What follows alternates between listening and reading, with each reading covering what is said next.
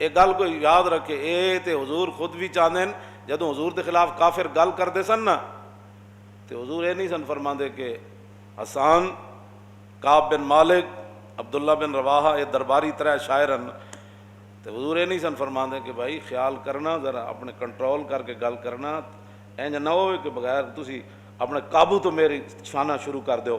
نانا جدوں حضور دے خلاف گل ہوندی تے حضور ممبر بچھواندے تے حضور فرماندے قولوا لہم کما قالوا، فرمایا جس انداز وچ انہاں گل کیتی نا اسی انداز وچ میرے غلاموں انہاں دا منہ بنو۔ اے تے وَإِنَّكَ لَعَلَىٰ خُلُقٍ عظیم کے مالک نے یہ بات فرمائی ہے۔ جی ہاں، جو امن اور سکون کی باتیں کرتے ہیں نا ان کو پتہ ہونا چاہیے امن بھی بغیر تلوار کے نہیں رہ سکتا۔ سکون کی باتیں کرتے ہو نا تو پھر بارڈر سے ہٹا دو سارا کچھ، کیونکہ تم تو امن والے ہو۔ اس امن کو قائم رکھنے کے لیے بھی بارڈر پر کھڑا ہونا ضروری ہے۔ ہاں، لوگوں کو تم دھوکے دیتے ہو کہ امن امن امن کا حق جو ہے نا، وہ حق وہ جناب آ بھی اسی وقت سکتا ہے جب حق کے پاس طاقت ہو، اور حق قائم اور دائم بھی اسی وقت رکھا جا سکتا ہے جب حق کے پاس طاقت ہو۔ طاقت کے بغیر نہ حق آ سکتا ہے نہ حق کھڑا رہ سکتا ہے کبھی۔ ہاں جی، ہاں جی، یہ کیا بات ہے، پوری امت کو دھوکہ دیتے ہو۔ لیکن وہ صرف میرے آقا ایسے پکڑ کے نہیں داخل ہوئے مکہ فتح والے دن، ہاں جی ایسے تھا، کیونکہ اللہ کے گھر حضور تشریف لے جا رہے تھے، لیکن سارا جنگی سامان موجود تھا۔ ہاں، لیکن ایسے حضور اس لیے کہ وہ آگے اللہ کا گھر تھا۔ حضور آئے اسی انداز سے تھے کہ فرمایا ادھر سے یہ آ جائیں، ادھر سے یہ آ جائیں، ادھر سے میں تشریف لا رہا ہوں۔ ہاں جی، ہاں جی، تلواریں چمکی بھی صحیح، لیکن حضور اللہ کا گھر کی عظمت کے لیے حضور ایسے سر جھکا کے تشریف لا رہے ہیں۔ یہ واحد جگہ ہے جہاں حضور سر جھکا کے تشریف لائے کعبے کی عظمت کی وجہ سے۔ فرمایا آج ہم فاتحانہ انداز میں داخل ہو رہے ہیں لیکن ہے اللہ کا گھر۔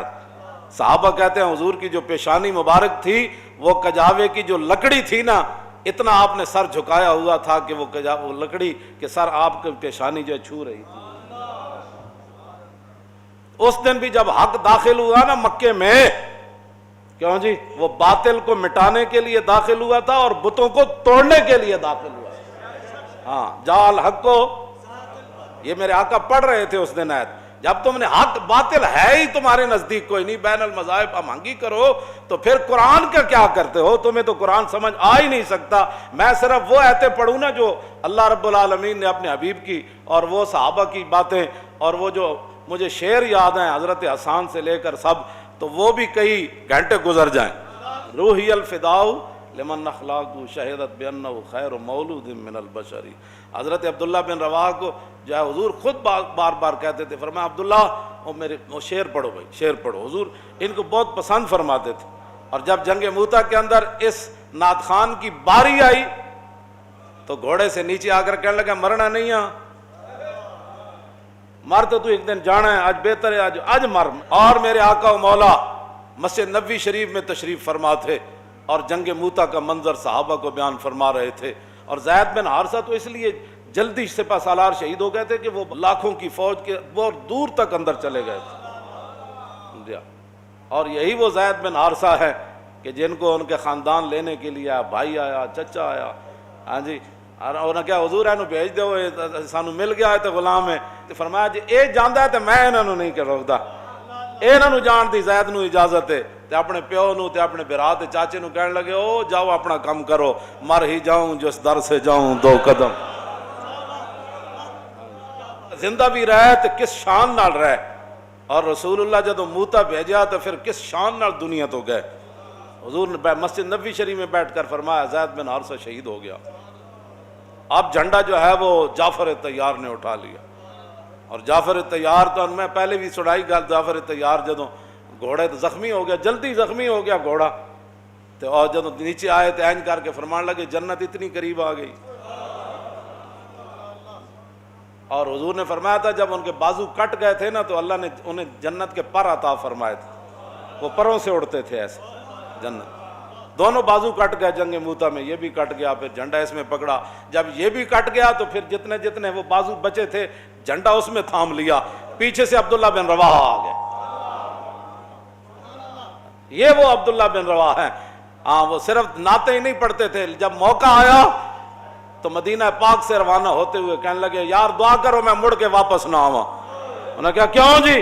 فرمایا نہیں عبداللہ بن رواح کی یہ تمنا ہے کہ اتھے بڑا بڑا برچھا لگے, بڑا بڑا نیزہ لگے تے چھرا لگے تے تلوار میرے پیٹ چ لگے, میری آنتڑیاں کٹ جان, جاگدار اتھے خون نکلے, پھر میں نے اتھے دفن کر دیتا جائے, پھر قیامت تک حضور دی امت گزرے میری قبر کولو تے کہے واہ واہ عبداللہ بن رواح تو نعت خوانی بھی کی تھی تے کمال کی تھی تے میدان جنگ چی آیا تے حداں پا جڑیاں تے.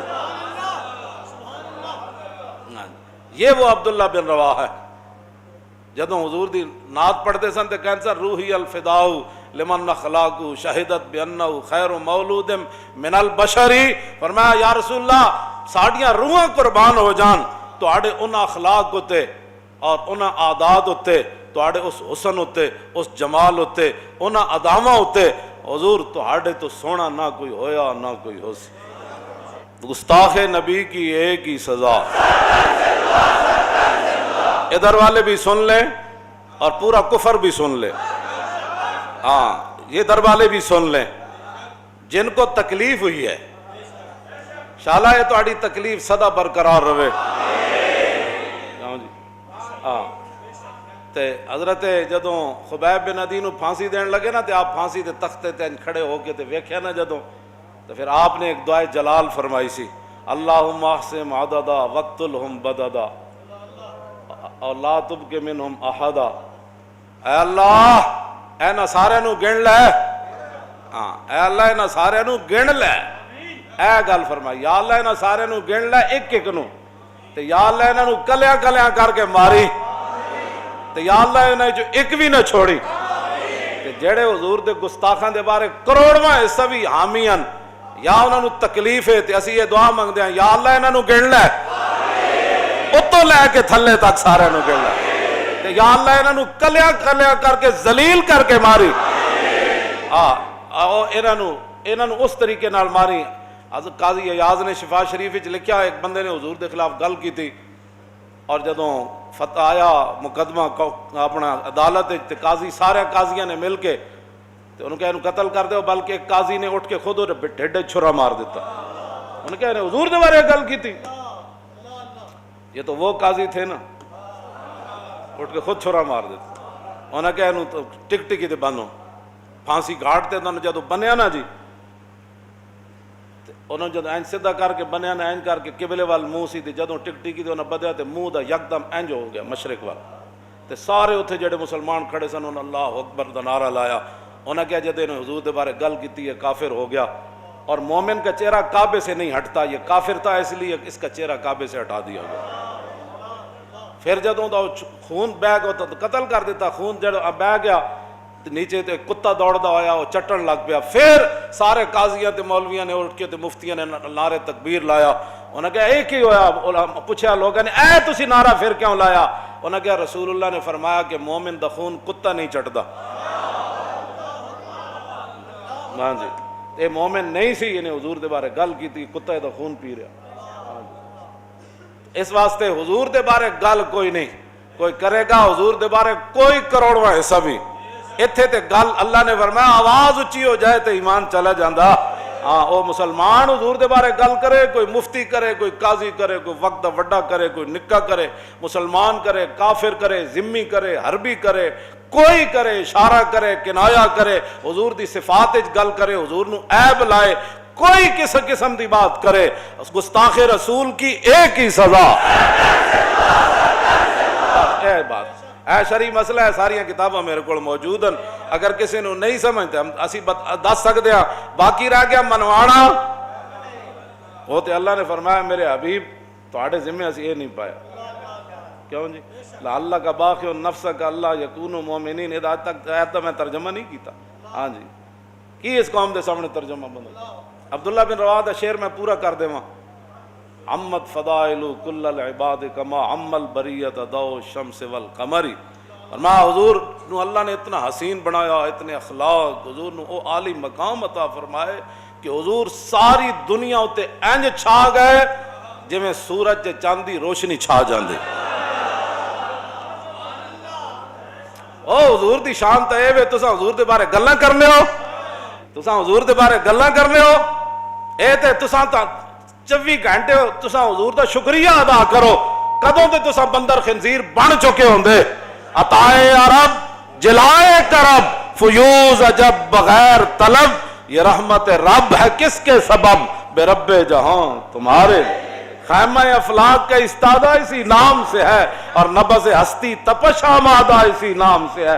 ہاں زمین و زمان تمہارے لیے، مکین و مکان اور چنین و چنا، بنے دو جہاں اور دہن میں زباں اور بدن میں ہے جاں، ہم آئے یہاں اٹھیں بھی وہاں۔ اتنی بات۔ اگلی بات، درباری شاعر ہے جی، درباری شاعر ہے، اور آخری یہ جو شعر ہے نا، یہ عبداللہ بن رواح جس خاک سے گزرے، اس خاک پر پوری امت قربان، حضور کی شان کیسے بیان کر گئے۔ آہا، فرمایا لو لم یکن فی آیات مبینہ کانت بدیہتہ تغنی عن الخبر۔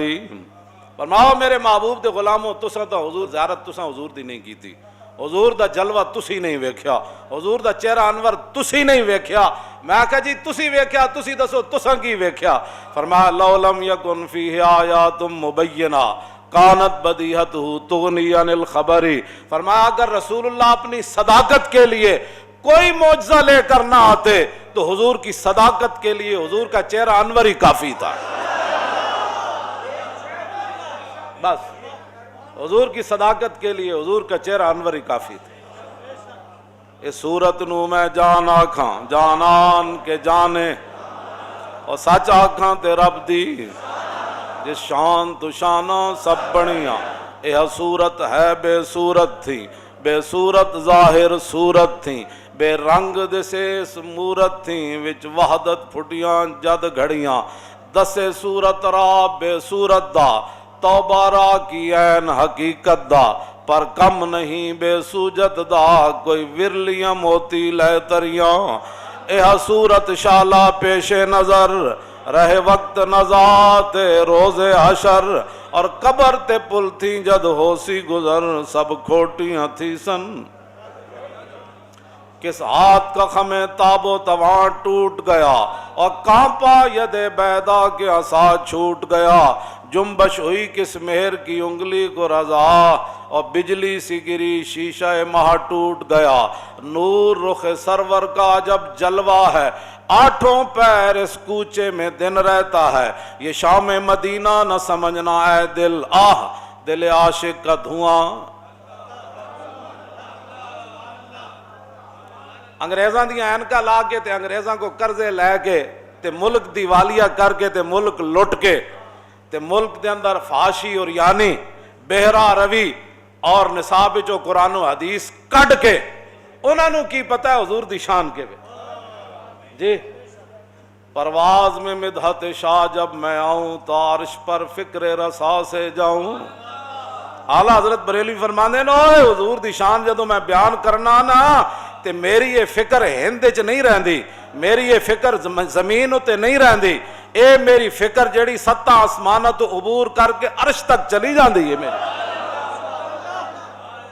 ہاں اتھے جا کے میری فکر پھر کہندی واہ کیا جود و کرم ہے شاہ بطحا تیرا، نہیں سنتا ہی نہیں، ہاں نہیں سن، تیرے در کا درباں ہے جبریل اعظم، تیرا مدخ خاں ہر نبی و ولی ہے، اے بیتاب جس کے لیے عرش اعظم، اتھے جا کی پتہ لگنا عرش اعظم کی ہو جا تو پھر رسول اللہ دی مبارک گلی کی ہو جا۔ پرواز میں مدحت شاہ جب میں آؤں تا عرش پر فکر رسا سے جاؤں، ہے بیتاب جس کے لیے عرش اعظم، یسرا رویلا مکان کی گلی ہے۔ یہ فکر اتھے جائے تو پھر رسول اللہ دے مدینے دی گلی سمجھ آنی پتہ